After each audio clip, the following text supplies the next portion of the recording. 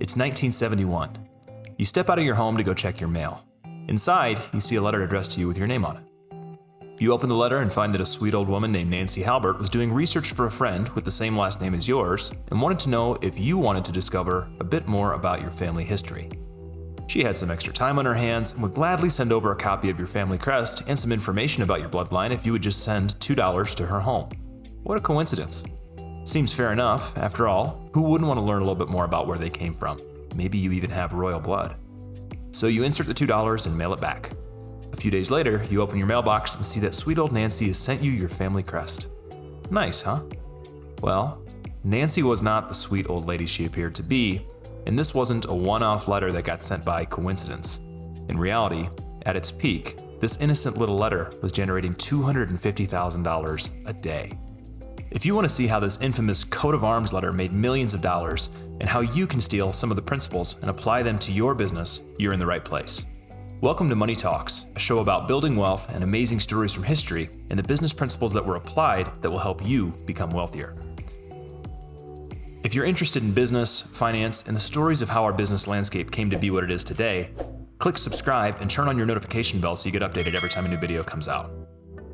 And now, let's jump into the video. Now, like I mentioned, the innocent little woman wondering if you'd like some more information about your family wasn't exactly who she appeared to be. She was actually Gary Halbert's wife, Nancy Halbert, and Gary was the one who wrote and sent the letter. Now, Gary wasn't always raking in $250,000 a day.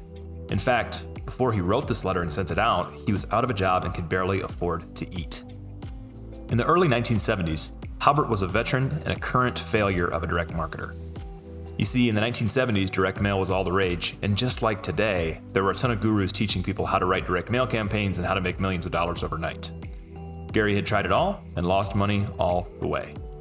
He couldn't pay his bills or even keep the water running, and got increasingly frustrated that people would not buy what he was selling via mail. Things were getting dark. Literally, he couldn't afford to pay his electric bill, and he had to figure something out now. At the time, direct marketing gurus recommended that you put teaser copy and headlines on the outside of the envelope to grab the prospect's attention so they wouldn't be able to stop themselves from opening the letter. Think of seeing things like "get rich overnight" or "lose 50 pounds by next month" on the outside of the envelope.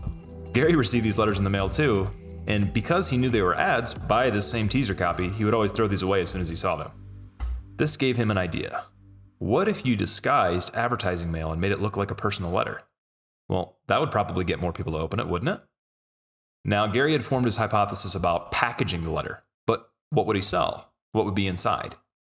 One day, while reading the classifieds, he came across a local woman who would track down your family crest based on your last name and send you a painted version with some information about who your family was. Bingo. He had his idea. So now he knew he could get the letter open and read by making it appear to be a personal letter. He knew he was selling something people were already buying. There's just one thing missing. What would he say to sell it? This puzzled Gary, and he ended up coming up with one of the most controversial, yet arguably effective philosophies in marketing. He asked himself, "Gary, what would you do if you had to make your next mailing work? What if you could only mail one letter, and if you didn't get a response, you would quite literally be beheaded?" He thought about this for a while, and this led him to writing as if he were an old woman who happened to be working on a family crest for someone with the same last name.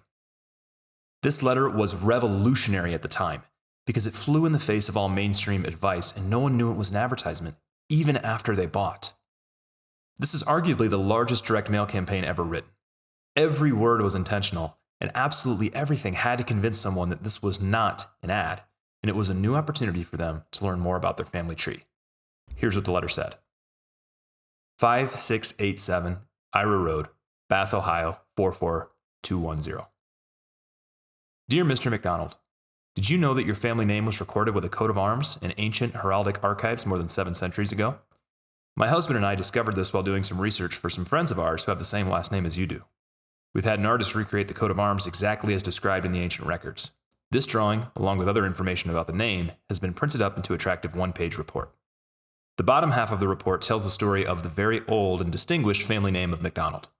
It tells what the name means, its origin, the original family motto, its place in history, and about famous people who share it. The top half has a large, beautiful reproduction of an artist's drawing of the earliest known coat of arms for the name of McDonald. This entire report is documented, authentic, and printed on parchment-like paper suitable for framing. The report so delighted our friends that we have had a few extra copies made in order to share this information with other people of the same name. Framed, these reports make distinctive wall decorations, and they are great gifts for relatives. It should be remembered that we have not traced anyone's individual family tree, but have researched back through several centuries to find out about the earliest people named McDonald. All we are asking for them is enough to cover the added expenses of having the extra copies printed and mailed. If you're interested, please let us know right away, as our supply is pretty slim. Just verify that we have your correct name and address, and send the correct amount in cash or check for the number of reports you want. We'll send them promptly by return mail. Sincerely, Nancy L. Halbert. P.S. If you are ordering only one report, send $2. Additional reports ordered at the same time and sent to the same address are $1 each. Please make checks payable to me, Nancy L. Halbert. The letter wasn't an instant success, but it didn't take many revisions for it to be an absolute money-printing machine. At its peak, it was generating $250,000 in revenue per day, and Gary would go on to be one of the most well-known and renowned marketers of all time. He went from rags to riches with a piece of paper and a pen. He'd go on to write many, many successful ad campaigns and made a fortune doing it. Now, Gary applied a few business and marketing principles when he pulled this off.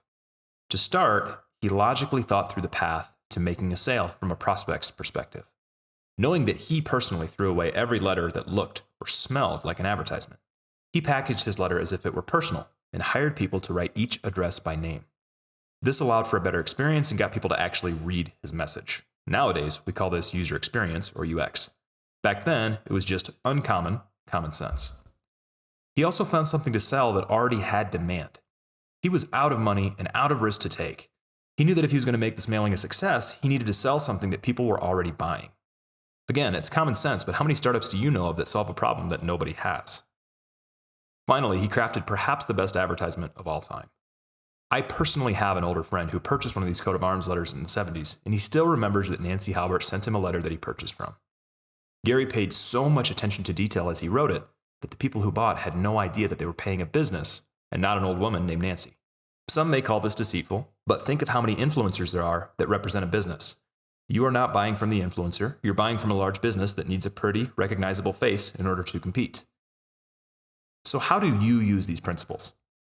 1. Think about how you can improve the user experience of your business. How can you market your product in a way that isn't intrusive or immediately throws up alarms for your prospects? Remember, the first step to getting something sold is getting your prospects to listen to your pitch. 2. Sell something people are already buying. In today's age of tech startups and billion-dollar solution to 10-cent problems, we're constantly hearing about innovations and groundbreaking discoveries. In reality, you have the highest chance of success when you sell something that already has demand. Influencer marketing. Gary's wife was the first influencer. He knew that people would be far more likely to trust an older woman pursuing her hobby than a middle-aged man writing a letter from his basement. Certain people resonate with certain markets much more. How can you leverage a face of your business that will improve your marketing and advertising efforts? Well, that does it for today's video. If you're interested in learning more, make sure you subscribe to the channel and turn on notification bells so you hear about our next video. Thanks for watching.